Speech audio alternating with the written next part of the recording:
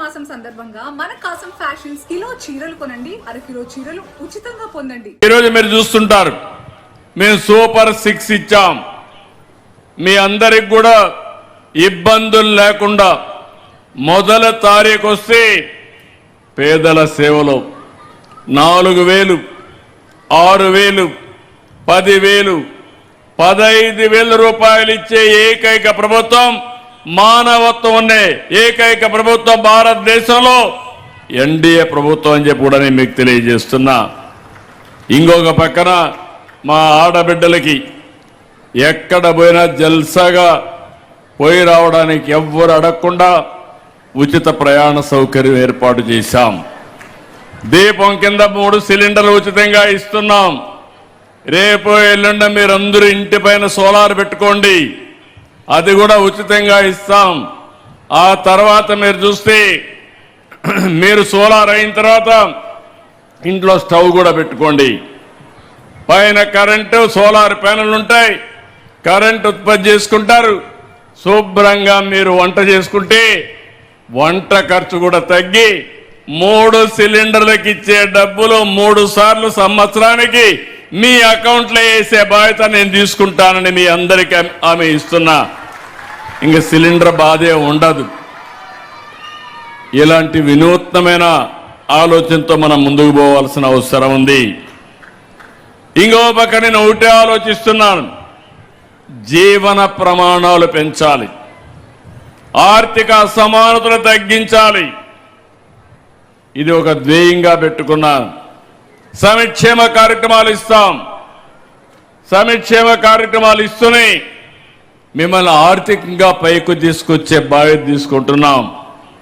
చేపలు ఇచ్చినప్పుడు ఆ చేప తింటారు. చేప పట్టేది నేర్పించగలిగితే 10 మందికి మీరు చేపలు ఇచ్చే పరిస్థితి వస్తుంది. ఆ విషయంతోనే ముందుకు పోతున్నా. ఈరోజు P4 తీసుకొచ్చాం, పబ్లిక్ ప్రైవేట్ పీపుల్ పార్ట్నర్షిప్ అని.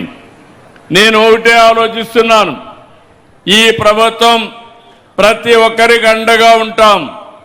అదే సమయంలో పేదవాళ్ల జీవితాలను మార్చడానికి అనునిత్యం వినూత్నమైన కార్యక్రమాలతో మేము ముందుకు వస్తాం. ఈ విషయం మీరు గుర్తుపెట్టుకోవాలి. సంక్షేమ కార్యక్రమాలు ఒకటే కాదు, సంక్షేమ కార్యక్రమాలు అవసరం. ఈరోజు మీరు ఒక్కసారి చూస్తే ఈ ప్రభుత్వం అనేక విధాలుగా ఆలోచించాం. 10 లక్షల కోట్ల రూపాయల అప్పులతో ప్రారంభించాం. వడ్డీ కూడా 13-14%. ప్రభుత్వ ఆస్తులు తాకట్టు పెట్టారు.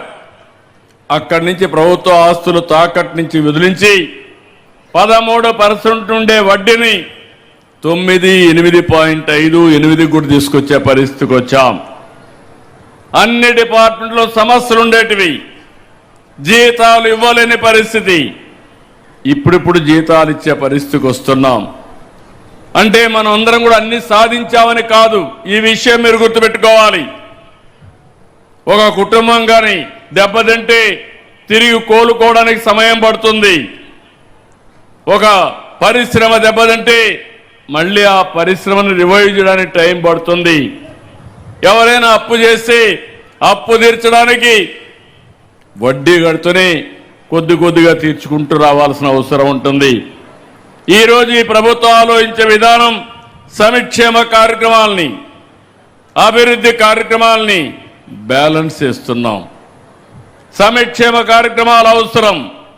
సంక్షేమ కార్యక్రమాలు శాశ్వతంగా ఇవ్వాలంటే అభివృద్ధి చేయాలి, ఆదాయాన్ని పెంచాలి. అప్పుడే దీనికి సస్టైనబిలిటీ ఉంటుంది. అప్పులు తెచ్చిస్తే కొన్ని రోజుల తర్వాత వాళ్ళు అప్పులు ఇవ్వకుండా మన ఆస్తులు కూడా తాకట్టు పెట్టిన ఆస్తులు వేలం వేసే పరిస్థితికి వస్తారు.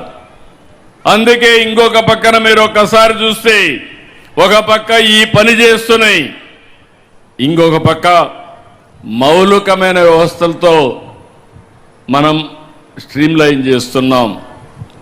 పిల్లల చదువు, ప్రతి ఒక్క తల్లి తండ్రి ఆలోచించేది నా పిల్లలు బాగుపడాలని, మంచి చదువుకోవాలని, చదువుకొని మంచి పౌరులుగా తయారు కావాలని. జీవితంలో మళ్ళీ మిమ్మల్ని బాగా చూసుకోవాలని, సమాజానికి ఉపయోగపడాలని చెప్పి ఆలోచిస్తారు. అందుకే నేను కూడా ఆలోచించేది విద్య పైన ఎక్కువ శ్రద్ధ